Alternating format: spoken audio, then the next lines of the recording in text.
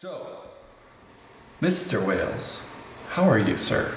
Pretty good. How about yourself? I'm doing great, and I've been looking forward to having this conversation with you, and by this I mean the conversation around kind of online education or e-learning or just learning in general, and you have quite a track record underneath you. So to get started, because not everybody knows who we all are, why don't you give the world a quick introduction about who you are and kind of where you've come from. Sure. So yeah, my name is Mike Wales. I'd call myself a recent addition to the THAT community. Andy Lester introduced me to you guys about 2 years ago. And we were recent transplants from Silicon Valley to Illinois, and I've just loved the community that you built. It really made us feel welcome because we don't know anyone here. So thank you for that. You're welcome. But yeah, I moved to Chicago to start a new company that's in we're trying to do the gig economy thing, but not in like a morally reprehensible way. And so, really trying to put money into the and underemployed's pockets as quickly as possible. And we make them like full-time, or not full-time, but we make them employees of our company. They're not 1099 contractors, and we try to treat them appropriately. Before that, though, and probably most relevant to this conversation, I was at Udacity for a number of years. When I joined Udacity, they were this like MOOC, like massively online open college concept, and what they kind of learned was you can't really sustain a company on free. It costs money, and so we were challenged with like coming up with like what is the future of education, and we came up with this concept of a nano degree. I built the first nano degree at Udacity with the front-end web developer nano degree, and then yeah, over time, just eventually, you know how startups are. You kind of move quickly, and when I left Udacity, I was the director of content development, which means I managed about 70 instructors in 12 different countries. That this person is like 40% teacher, 40% engineer, and like 20% actor. And they built all the content on the platform. So I learned a ton there. Yeah, and I want to dive into that because one of the recent things that I'm taking on a journey to, if you will, is putting together an online class, if you will, or a course. Sure. And you mentioned three things there just a second ago: a teacher, a actor, and an engineer. And obviously you have to have some kind of entertaining value, some kind of education, and be able to convey a thought that others will learn. So I completely agree with that. What would you say are some of the things that you found make some of those things work? Like what makes some content, if you will? I'm trying to genericize it a little bit, right? Sure. So it's not so much about the person or the platform, but what makes it good? Or effective? Like what brings the most value? Yeah, so man, there's a whole lot there to unpack. So there's a really good book, and I was looking for it, and I don't think I have it. The executive team behind Pixar wrote a book called Creativity Inc. And so that's a really good book.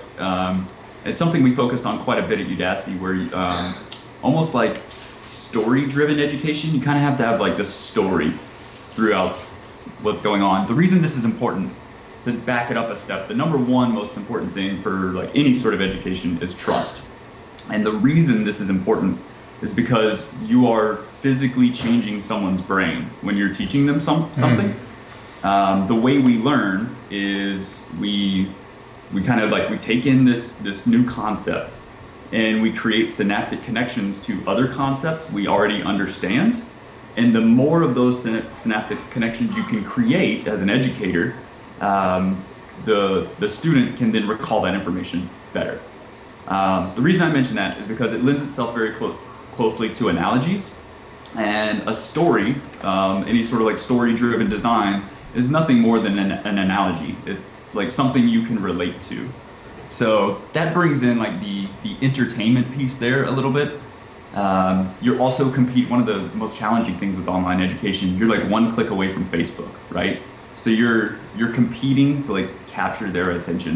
Yeah. So one of the things we did was very short, like 3 to 5 minute bits, and then there's a like an evaluation step where you ask a question, or they have to do an exercise or something that like reaffirms to themselves, because they don't have the teacher there like giving them personal feedback. Sure. So the student needs to be able to say like, yep, I know what you were talking about, and like reaffirm to themselves in these very short spurts. Now the short spurts, is that just something you fell into because you felt like Facebook's one click away, so like let's maximize our education in 5-minute chunks? We did a lot of like data collection around this, and what we found was when you measure like successful student outcomes, the students that actually complete the course, when you measure like a 30-minute video versus a 10 3-minute videos, the 10 3-minute videos led to more successful outcomes on the outside. But did you find that that has the reverse effect of like feeling like I have a big elephant to kind of eat because now I've got 300 steps instead of 30? Did that become a daunting ordeal? Or did that mean that the topic was maybe too big and it would split up into other things? That's usually what was our approach, is okay, maybe that topic's too big. And so as we were building a course, we were really focused on, this is educational material for people that already have other things going on, right? They have jobs, they have families, and so it needs to be like, you should be able to complete a course in an hour of like time. Oh, really, the whole course. Sure, and a course could be like intro to HTML. So I gotcha. When we come out the other end of this, you had no idea what HTML was, and what you understand now is that when you open a file in a text editor, it looks one way, and when you open it in a browser, it looks a completely different way. Because that's a really big like gap to cross. If you have no computer knowledge, that's yeah, for sure. Especially if you're using some tool in between that completely changes it. Yeah. How did you feel like people who are seeking, potential students or students, like how are they finding things? So in this, how do they know? And maybe this was just part of the platform overall, but if you're fresh onto something, how do you know you even need it? And to your point about trust, okay, maybe I think I need this, but how do I know that I even trust? There's two of these things. Which one do I inherently trust more? Sure. So that was really that's one of the things we always said about the nano degree, is like, it's not so much that we're selling you the content and the course itself, and this is what we said internally, obviously to students, it's like, hey, look at this course. But internally, it was, for a lot of these subjects, web development in particular, you could go learn that for free on your own if you just knew what to look for. And so for a lot of these things, it was, we're just selling you the path. Now, how do you impress upon the student that this path that you were giving them is the right path? We were very lucky in the fact that Udacity spun out of Google, so we had that relationship where if you want to learn Android development, who better to teach you than Google? And then we also built these other connections where our data science courses, like we worked with Facebook, so we had these like corporate sponsorships. Sure. It was basically like, we went to Facebook and said, if you want to be a data scientist at Facebook, what do you need to know? And we built the courses around what Facebook told us. Sure. So there's like marketing there, of course. Sure. And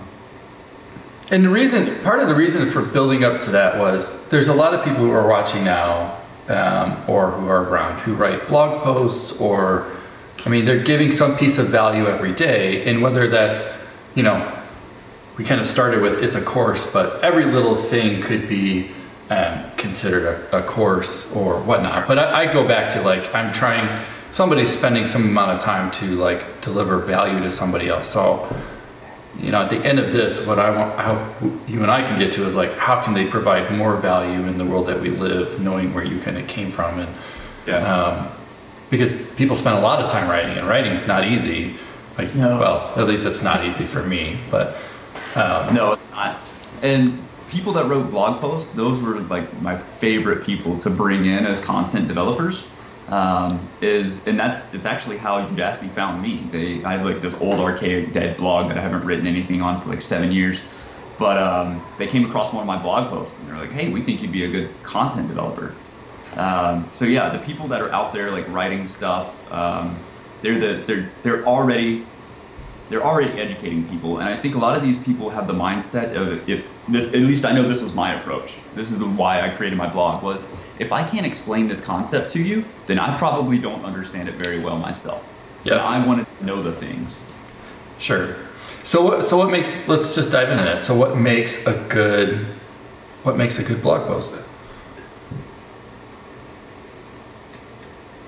Did I lose you? Sorry, you broke up there for a second. I said, let's dive into that a bit. What do you think makes a good blog post?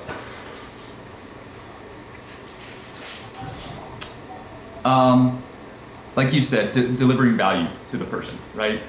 To do that effectively, you have to actually like spend some time thinking about what is that value you're trying to deliver. A lot of people, when they approach writing, they're like, oh, I want to write, I'm going to write a book about management. And then the first thing they do is they're like, all right, well, let me start writing the table of contents. And they haven't even given any thought about like, who's my target? Like what knowledge does this person already have? And then what ability, like what superpower do I want them to have when they come out the other side of this? That is the value you're talking about, is that superpower out the other side. It's only once you understand the beginning and the end that now you can start thinking about the table of contents and like what's in the middle. So people that spend a lot of time actually thinking about like, what am I trying to convey, and what's the minimum level of knowledge that someone needs to understand before they can even engage with this experience, that creates good blog posts, good books, good courses, like all that kind of stuff. So given your comment earlier about, you know, breaking things down into 5-10 minute chunks, do we need to be more explicit today about who it's for and where it's going in all that we do? I mean, should we be opening up a blog post with like, listen, if you know this, don't even waste your time. But if you don't, read ahead. I think it's probably more important to say, if you don't know these prerequisites, then like don't waste your time reading this, because the worst thing you can do is waste 5 or 10 minutes of someone's time and they read something and they just have no idea. Like they came out the other end, they didn't get the value. The most value they got is like, okay, I know a word that I can Google and learn more. Right. But, yeah. I mean, you certainly don't want to lose your credibility or lose the fact that they may not ever come back. And sure. And Andrew brought up on the chat, like each 5 minute chunk could be for somebody different too. And so that's now you're getting to like next level. It's called oh man, there's like a real word for this, but it's basically like dynamic learning. So instead of thinking of a course as like this single flow, you start thinking of a course or content as a graph. And as students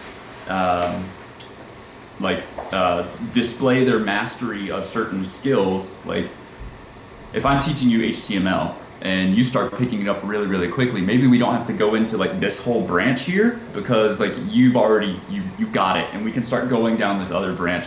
That's like e-learning and learning stuff it's really like the tip of the spear that people are trying to do these days, that's not being done really effectively anywhere. Yeah, it's there's a lot, you know. I just started putting together this course to be one day, and it's giant, like, and I've been thinking about it for, you know, probably a year. And so I have some of the bookends, if you will, kind of like in my mind. I can visualize what it is, but you start to fill out the details and you're like, wow, this is like 900 years worth of stuff. Yeah, so, it's a lot. So those bookends, there are multiple bookends, right? So you've got, you have your target student, and then you have what you want them to come out with on the other end. All right, now, like, let's chop that up into 10 different things, right? And so, okay, like, what are those bookends to get from chapter 1 to chapter 2? Like, chapter 2 has different prerequisites than chapter 1 does. So you've got to get the student through chapter, like, and so you just, I met in the chat, the reason I use my hands a lot here is because I call this like goalpost content development. And I look at it as like, you're at 1,000 feet when you're looking at the course. And then you're thinking about a chapter or whatever, like a smaller chunk of content. And so you give yourself new goalposts, and you're constantly zooming in and zooming in and zooming in until, I mean, you could get to the point where at, this paragraph, the student is coming in with this set of knowledge. And when they exit this paragraph, I put this one thought in their brain. You can really zoom in, like really, really tight. Right, and we actually started talking before we even kicked off, and you're like, I just have this like mental block of GraphQL, and here, like, it wasn't, wouldn't even say it was a block, it was just a very small fundamental misunderstanding of like making it more complicated than it really was.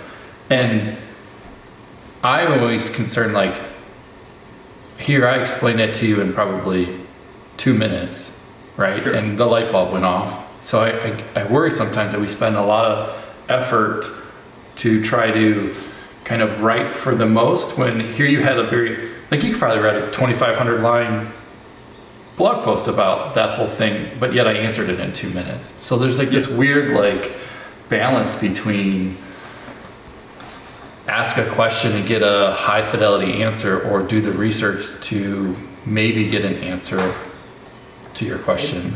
Yeah, that's the really hard part about e-learning, particularly when you're doing it in like an asynchronous fashion. So like I came into that conversation and I had a mental model of how like a web app works, right? And like, this is what the tech stack is. And now GraphQL is this new technology, right? That I'm trying to map onto my mental model. And I could explain that to you, and you're like, oh no, you have a misunderstanding here, and like you could give me feedback like in real time. In e-learning, the teacher's done. Like, the content was produced 6 months ago. You don't have that opportunity to like have that conversation and understand the mental model that your student's coming in with. So you either have to like define and set the expectation that like, hey, this is the mental model you need to have coming into it, or as an instructor, like you kind of have to predict what are all of the mental models that a student can come in with. Right, and everybody learns differently. And one of the comments in the chat was, right, I don't want to watch a 5-minute video if I could have figured it out in 30 seconds. Exactly. And so it's a hard balance between kind of a video I don't want to say self-directed, but like self-do. Like, I learn best by actually doing the thing, not necessarily by reading it to others, but they all need to kind of work together, right? Active conversation, reading, studying, doing, watching, broken down into time that works for me, because we're all busy. So taking a 3-hour thing, it was never gonna happen. I don't have 3 hours for any particular task. Right, I don't spend 3 hours having fun. Have you given any thought as to like what the actual like delivery model of the course is gonna be? Is it gonna be like a book? Is it gonna be a video? For me? Sure. Well, in my case, it's going to be video / labs. Okay. That's one. When Udacity first started, it was like this stream of videos, and everything was a video. Even if it was text, it was done as a video. And one of the things we learned pretty quickly was kind of, everyone learns in different ways, like you said. And then there are like logistics around why delivering information in a specific media format is better than another. Like you can't copy and paste from a video. Right. So if I'm giving you a bunch of code, like that should be text. And so transitioning Udacity into what we call like multimedia, where we could have text and images and videos and all sorts of different ways to deliver the information that was like a big transformation for us. And then I love labs. Like I'm a huge project-based learning person. Yep. And one of the things we also did at Udacity was you technically did not have to go through any of the content.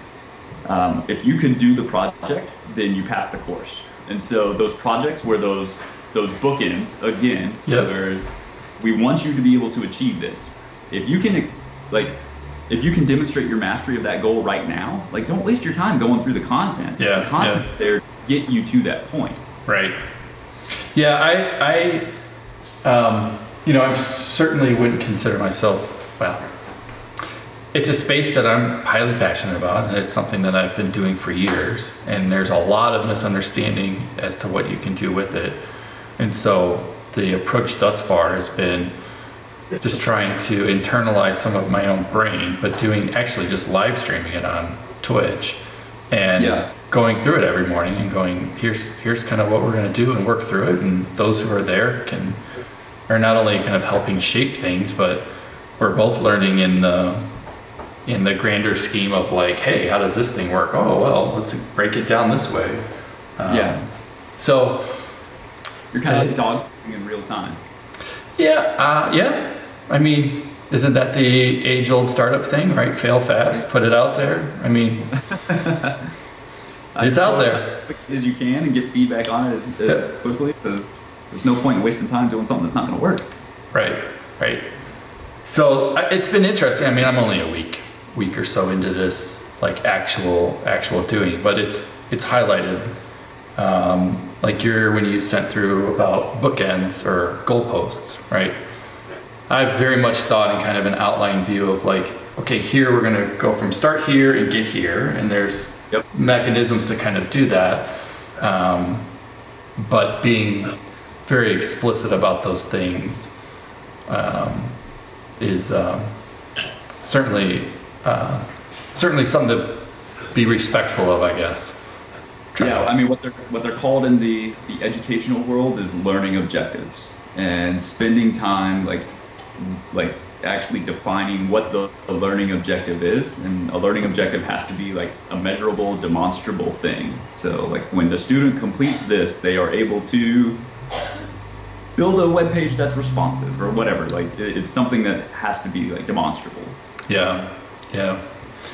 There's all right, I'll go to another place that I'm struggling with a little bit, which is and it's probably the same reason you may or may not have stopped blogging. It's kind of the way I stopped, it was almost a kind of rat race of trying to keep up. And then once you have a pretty good base of content, then stuff gets obsoleted really fast. And then do you go update that or deal with that in some fashion, or you kind of let it die in the vine because it's a piece of history? I don't know. But in the case of learning where we are today, what would you say are some good approaches to keeping stuff relevant? Yeah, I mean, to be honest, that's the piece that every single e-learning company struggles with. Producing content is expensive, and in the tech world, it gets outdated really quickly. Even despite our relationship with Google, I remember we spent months building a course. I don't remember what it was, maybe Flutter or something, I don't know. Spent months building this course, get it out the door, and like a week later, a new version comes out, and like that course is entirely obsolete. And we're like, come on, Google, like you couldn't have given us a heads up. What happened here? So yes, updating content is super expensive. It's one of the reasons that also going to that multimedia type format is, updating text is way cheaper than video.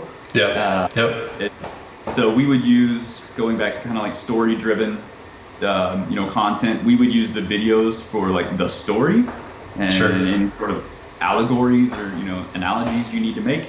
And then the text was for like the technical content that like, this might be out of date next week. Right. It's hard. I also. Sorry, go ahead. No, just because from like an educational platform perspective, the companies like Udemy and have it right because like they're offloading the cost of content development onto the producers, like they're not building it. So it's kind of like the path publishing model where we'll just go get another writer and we'll have 3 of you writing a book at the same time and the winner wins. Right. When you're producing your own content and hosting it and like trying to keep it up to date yourself, yeah, it's a challenge. The other thing that I struggle with is it's all too often for folks to take the easy route out and not get into the hard stuff. It's easy to do hello world in anything, but then when you really start getting into details of something and how something works, then it gets hard, right? And it's that hard piece that it's one thing to get them. I'm trying to think of another way to explain this. It's easy to get to 50% of a product being complete, or it's really easy to get to 70%, but that last 30 is like really hard, right? And it takes a long time. But it looks like, hey, I got all my text boxes on, so this must be a done thing. When the reality is like, yeah, sort of. Like, other than the security and the logging and the this and the that and all the things that make it a true proper product. And sometimes I see a lot of like, it's just hello world, but then we really want to take 2 or 3 steps deeper where it's like, oh no, well, what you did sucks because you just completely destroyed the event loop or whatever. And right. So there's I don't want to say there's a balance, but I'm curious how many of the instructors or the educational side of things went deep, or did they just save that for, we're going to keep it easy until we decide to go deep, and then we're going to go deep, and they're kind of no in between. Yeah. So I mean, our approach, and so I call that same rule the 80-20 rule. Like 20% of the project takes 80% of the time. Yeah. Our approach was, we would go shallow per topic. So like, all right, we're just going to talk about like authentication and authorization. That's all we're going to talk about. And then, in another course or another like piece of content, we're going to talk about, security. So like, cross-site scripting, CORS requests, all that kind of stuff. Then as you go through all of these individual shallow pieces of content that are very focused on like one specific thing, now you have kind of like a capstone project where it's like, all right, now take everything you learned and put it all together. And that's going to take, you're going to have to use everything you learned. Another thing we noticed from that, in the same vein of like taking the easy road out, and this is it's a regional thing. We were a global company, and in some cultures, certifications are valued much more than the education behind it. And so you have like a rampant,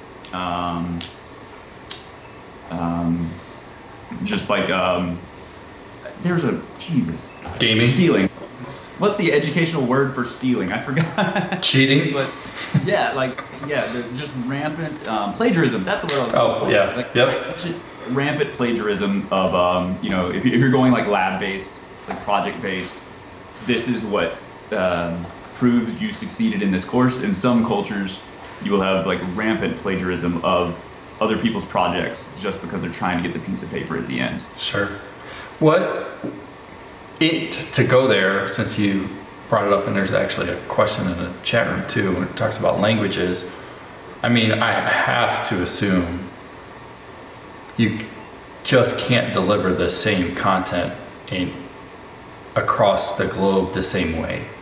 No. And so when we were talking about, learning is making these connections to ideas that you already understand, right? Here in the United States, I might start talking about some sort of subject and I might say like, okay, the San Francisco 49ers are playing the Green Bay Packers and blah, blah, blah. And that does not connect to someone in India at all. They have no idea what you're talking about. Sure. And now you're even adding more like cognitive load, because they're trying to understand what are the San Francisco 49ers and the Green Bay Packers. One of my, she was our head of people ops at Udacity. She started out being my boss running the content team, and she went to Stanford, very smart woman. She was in a computer class, and she said she spent half the class Googling foo and bar because the instructor had used foo and bar in some sort of example, and she thought it was like these magical words or maybe a function or like something she needed to understand. And you can imagine Googling foo and bar is useless. Yeah. So it's that to like a global extreme. You can't deliver the content the same way to everyone. So are people regionalizing their courses? I mean, was that the same person, or, because that seems like a huge barrier. I'm saying all this because as technical folks, like, we play in this international world probably more than most really would do, right? I mean, it's just whether we have teams across the globe or the fact that everybody's just sharing. But I never really, now I feel bad of all the stuff I've written in the past to go, I'm sure I've used some sports ball example or whatever, which completely wouldn't translate well, but yet nobody's ever really talked about like, hey, that's just too hard. Like, there's got to be a better way. Yeah, I mean, so what we did, I mean, yes, you had like your normal regionalization, which we're talking about, language translation. We delivered different versions of the course. So you basically, like India versus US, you had two like copies of the course. The best effort is the instructors don't use analogies that like aren't globally recognized. So like, can you turn that analogy that was using football into an analogy about food? Like, everyone knows food, right? If you can't do that, I mean, we had a team in India, we had a team in China, a team in Saudi Arabia, and the US would deliver the content to them, and then they would tweak and modify it, or they would do the translation. But then if there was anything that like didn't, hit the smell test culturally, then they would tweak it themselves, and we kind of let the regions own the content at that point. Yeah, that's. So what do you do as an individual? Like, how should we be thinking better? Like, people are writing blog posts. It's not like they've got a regional regional person to lean on. Sure. I think you're generally safe with English, right? It is like the language that is used in the scientific community. I think spending time thinking about your analogies and like, are you making cultural references? Like, just recognizing when you do that that's probably the biggest thing that goes a long way. When you're making a cultural reference to a city or a game or something, just try and bring it up. So like, you're talking to the world, you're not just talking to the US.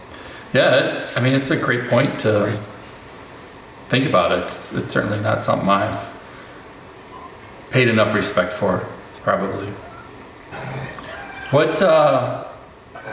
What would you say would be the top 3 things you kind of learned out of leaving Udacity? Oh man.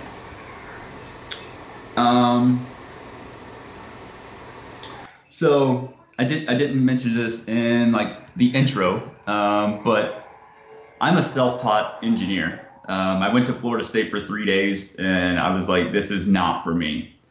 So when I got to Udacity, I'm looking around, and everyone in the room has more experience with education than me, both as educators and as students. So I was like, really big imposter syndrome. That conversation I had about like trust, and you're literally changing someone's brain when you're teaching them. I had that conversation with a guy named Kumal. He's got like a PhD in education from Stanford, super smart person. that was the one that like really made it click for me, that like I had always thought of teaching as like I'm speaking to you, like I'm talking to you, you're picking up what I'm, you know, what I'm throwing. And yeah, he made me realize that education is a personal, it's like a personal event that this person is going through. And so he really helped me understand that.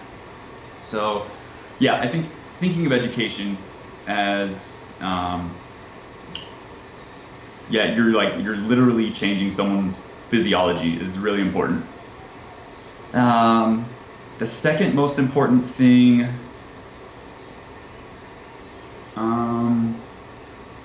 man, hard question, Clark. I think that the second most important thing is probably what we want. Another thing we already talked about, which is the bookends, and actually thinking about your audience before you write and where you want them to come out. That changed the way I write and I produce content, whether it's a presentation for work or you know, a blog post. It really did change the way I approach communication in general. And then the third, to be honest, is probably, it's not going to be education related, but the third is just like a lot of like managerial skills and going from, you know, being an individual contributor to an executive quickly.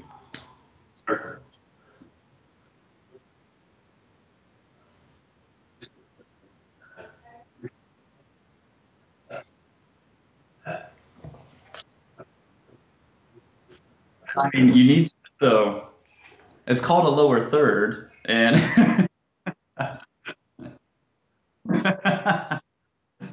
I had a team of about 15 video editors at Udacity, so I understand my privilege there. Right? Apparently I muted myself. Sorry, I'm back. And now I think I've muted you. What just happened? Oh, you're good. Yeah, I mean, you've had an interesting, you know, from startup life to now here in Illinois. What have you? Well, let's talk a little bit about your road. So it doesn't all have to be about, you know, your life at Udacity, but I just know that you're highly passionate about that. I love education stuff, yeah. But you left. I mean, you left and you're here now. Yeah, so I mean, there were a number of things there. I kind of like, I looked around the room and I just got the feeling like, oh, like I've done what I needed to do here. Came up with a whole new product that transformed the company, built a team from like 10 to 70, from one country to 12. And it was one of those moments that it was like, all right, like unless this person or this person dies, like I'm not moving up anywhere. And looking at my calendar, I was just like, my calendar is a sea of one-on-ones. Like, what am I actually doing here that someone else could not do? Sure. And then I had a friend, I was at the NSA previously, so a friend from the NSA called me and was like, hey dude, like, I told my wife the exact same thing. Like, hey, I think I'm gonna start looking for a new job. I'm looking around Udacity, I'm not seeing anything. And then it was like 3 days later, my buddy from the NSA called me and says, hey, I'm moving to Chicago, a bunch of us are doing it, we're building a new company. I've been looking for a Mike Wales, can't find him. I know you're gonna tell me no, but you wanna move your family here? And I was like, yeah, let's do it. And he was like, all right. Wow, that's bold. That's how it happened. So you moved for where you're at now, or moved for the NSA? No, I moved for where I'm at now. All right. Mike and I were like 20 years ago. This was maybe not 20. 10. Yeah. Like 2010, 2011. Him and I were both at the NSA in Georgia. But yeah, I mean, my road's been unique and weird, and this is, I mean, that's one of the reasons I'm so passionate about like the online education space, is because I don't think it requires a college education to get into this career field. I don't even think it's actually a wise like economic decision to go that route. and this is probably personal biases on my own, but yeah, I tried college, didn't work. I enlisted in the Air Force, deployed 6 times, went and did like General Dynamics and the NSA and the Defense Intelligence Agency, went to Silicon Valley, did that, now running my own thing in Chicago. Yeah, it's been a wild ride. Which do you like the best? Oh man, I love the smaller company. So yeah, like at General Dynamics, like it's a huge company, right? And so no one knows you. Like you only know your team, and so if there's a problem with your paycheck, it's like you have to call into a 1-800 number, and it's like, yes, my employee ID is 54621 and like it's completely like it's just so corporate. Yeah, so corporate, and like there's just no passion. Like it's a job. Yeah. That's all it is. When I went to Udacity, I was employee number 36, and so that was like much more intimate. That's the word I'm looking for. Intimate. Like they're your friends. It's hard. I'm not gonna lie. Like startup life is rough. Yep. You're spending a lot of time doing it. But yeah, every single move I've ever made in my career, it was like orders of magnitude smaller company, and absolutely loved it. Yep, I understand. I started my professional career at Allstate. I think they were 30,000. You know, the IT side wasn't anywhere near that big. Then ended up over at Microsoft, and that was 130 just employees and another like 75,000 contractors. Right. And then I went to a European company, which was I really enjoyed because it was just an about face of anything that I had done in the US. Like completely different mindset of thinking about things. I was saying, so you were still here in the US, right? Yep. So what was like how was the corporate culture different being here in the US working for a UK company? So it was a Bulgarian company, and I think we had 600 people or 700 people overall, and like 500 were there and 100 were spread across the world. So, you know, I was in the spread across the world part. Sure. It was, you know, at times that part would be hard just because while the time zones overlapped pretty well, it was, you weren't at the water cooler, right? So, right. So that kind of part, you know, at least when I was at Microsoft, the majority of the teams that I worked for were either regionally focused and split apart, or just split apart, or whatever. But that was different. I think the piece that was more different for me was just, it was a completely different culture. So what I had thought about how things worked didn't really apply anymore. So we grew up, you know, if you had a release on a Friday, you hit your release. Yeah, you did that. But, you know, there it's like, I don't know, like we're not really ready yet, so we'll just do it. We'll do it next week. Nice. I'd be like, what do you mean we'll do it next week? Like they're like, we're not working over the weekend. Well, who would do that? Like, well, Americans do. Like, right. We're used to getting that kind of stripped away from us. So that was completely different. Then we got bought, and then it didn't really feel like the same thing anymore. And then we split off and did one startup, and now we're 2 or 3 into other startups. So you're right. The startup life is hard. You're beyond one startup now. You're like personally involved in a couple. Yep, 2 jobs. But I mean, the smaller pieces, I like the smaller company. Like, right, Unspecified is a company of 3, and that's you have that, like the personal connection with everyone. You're all in, so that's important. And then like your area of responsibility, right? Like the influence you can have on like the direction that the company or the project or whatever is going. Like even if you're one individual contributor, you have way more influence at a startup than you do being an individual contributor like anywhere else. And it was that actually made me leave like corporate America. I waited for 6 months for the Department of Veterans Affairs to sign a piece of paper to give me SSH access to a box. And I was on contract to build this application for them. It was built. It had been built for a long time. And then they're like chewing me out for like, why isn't this running on our servers yet? And I'm like, because you've been sitting on this piece of paper for 6 months. I'm just waiting on you. It's done. Right. And I told my wife, like, all right, I'm out. We're going to Silicon Valley. Like, I'm going to do the startup thing. Yeah, but in Silicon Valley, like, it's its own thing. I mean, would you go back? No, I would not go back to Silicon Valley at all. It was fun to be there, and like my grandparents lived there, so I kind of grew up like visiting them, and even the people from high school would tell me like, oh, Mike's the guy that was like, he was going to go to Silicon Valley.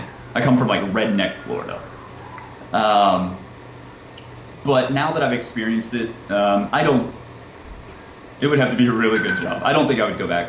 It's way too expensive. The weather's like bleh. Like we kind of like the seasons. Sure. We actually, like, to be honest, Illinois is probably our favorite place that we've lived. And we've lived from Florida to Alaska. The only place we haven't lived is like the Northeast.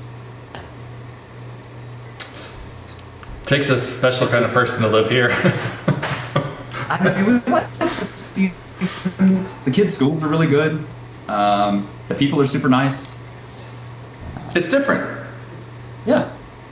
I think all too often, and this is one of the reasons we started TC, I think all too often we think of the US as all the same, and the reality is the regions are very, very different, and the cultures are different. And we all may be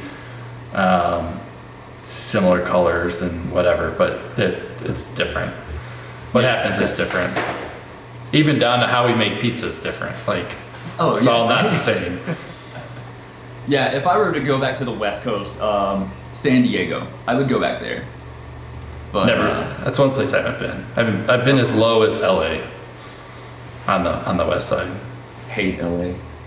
Concrete jungle. My brother-in-law lives in LA, and I hate it. But yeah, for my wife, it was she's been to New York City. I have not, and so my way of convincing her to let's make this move to Illinois was a stepping stone back across the country toward New York City. So. Where is she from originally? She originally Brazil. Oh. But she grew up in like South Florida. So. Okay. I just dragged her all over the country. She was a Marine, so she went around the country herself. And then, the past 10 years, I've just been dragging her on all of my escapades from Texas to California to Illinois. I didn't think Marines took any flack from Air Force or Army or any other. No, she definitely runs that. I take the flack from her. She's the boss. That's cool. We're getting a little close on time, unless there's any questions in any more questions in the chat. Any last parting thoughts? No, I think we covered it all. We kind of went roundabout on educational goo. We were in interesting times with our kids doing e-learning, and everybody's online more, and there's more streaming and the tools. I mean, for even you and I to have this conversation and kick it over to something like Twitch or whatever, like, I mean, imagine that 5-8 years ago. Like, that was not a easy task. For sure. Yeah. I think we got fortunate in that, like, our school district was already pretty Chromebook heavy. What they call like a flipped classroom, so they do a lot of the work at home, and then in the classroom it's a lot of conversation and discussion about the work. So the transition to e-learning wasn't as hard. I definitely have friends that it's been a drastic change for them. Them as parents, or them as the district? Both. I did a training session for my old high school district because they didn't know what video teleconferencing platform to choose, and they were just trying to figure out like what tools are out there. So yeah, you're really far behind. Yeah, they're really far behind. My middle child said something interesting where he said, like now that we've gone through this like e-learning period, we're never going to have a snow day ever again. Oh yeah. Oh, I've been saying that since this started. I was like, you kiss those days goodbye. Gone. I'd be a bigger fan.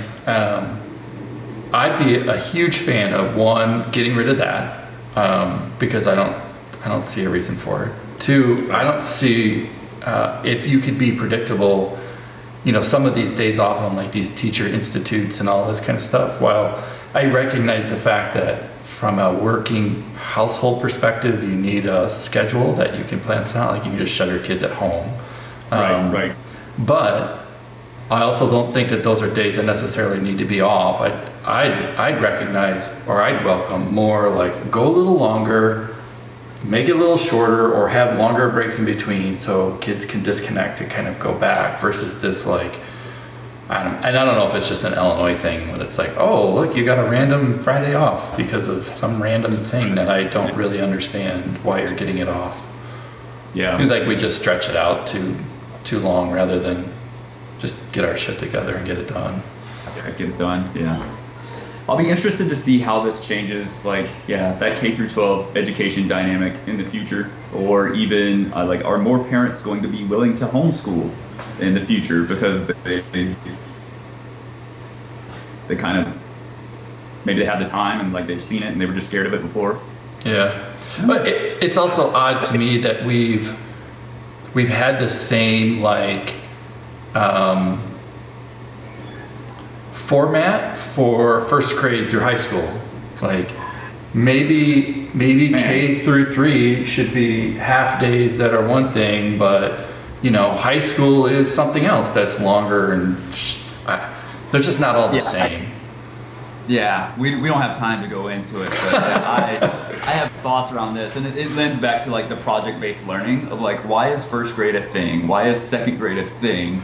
Like, one of the things we did at Udacity is you can't fail. Like, as long as you keep trying, like all you have to do is demonstrate mastery. And so like, why is K through 12 education not the same? Like, why is someone failing because they don't understand their multiplication tables, or they're moved on even though they don't understand their multiplication tables? Like, get rid of the grades, and it's just like, oh, you did that thing, okay, now you can move on to the next thing, and you just keep doing that thing until you understand it. I don't care if it takes you 12 years or 6 years or 18 years to get through it. You can't graduate whatever this educational system is until you've demonstrated mastery in all the things that we require you to do. But yeah. So on that note, Mike, since you are around the TC community and you're quite active, why don't let's leave with where they can find you. How can people get in touch with you? I know you love sharing, and you and I've had some super late night conversations to, you know, random async ones, so. I am online all the time, on the that conference Slack. Well, I don't even know what my username is. What is it? I think it's just Mike. Yeah, so on the TC Slack, I'm at Mike. I started the AMA channel, Ask Me Anything channel. So and that's not Ask Me, that's anyone can go in there, and like, you're all important, you all have amazing stories. So go in there and like, and run your own AMA so people can ask you questions. Beyond that, I think I'm Wales MD, WALES MD, on everything else, like Twitter, Facebook, all that. Well, not Facebook, but Twitter, like all the other things. All the other things. At least you got them all the same. I screwed that up in my lifetime. I'm something different everywhere. So MD is like my middle, or my first and middle initial. But people call me a doctor because Wales MD. So that's worked to my benefit sometimes. I'm like, yeah, you don't have to call me Dr. Wales. So. But now I'm going to call you Dr. Wales. Well, listen, thank you for the time, because I know you are also a busy person. I appreciate you coming on and sharing, and you know, this kind of started because you found out I was writing some stuff and sent me over all kinds of things to think about, and I appreciate that, and I appreciate the time put into the AMA and all that. It's a hell of fun when I can participate, and it was a good conversation. Thanks for being around, man. I can say I'll be one of the customers of your GraphQL course once you get it done, and happy to to help out in any way I can. I appreciate it. So with that, everybody, thank you for watching, and we'll see you next time.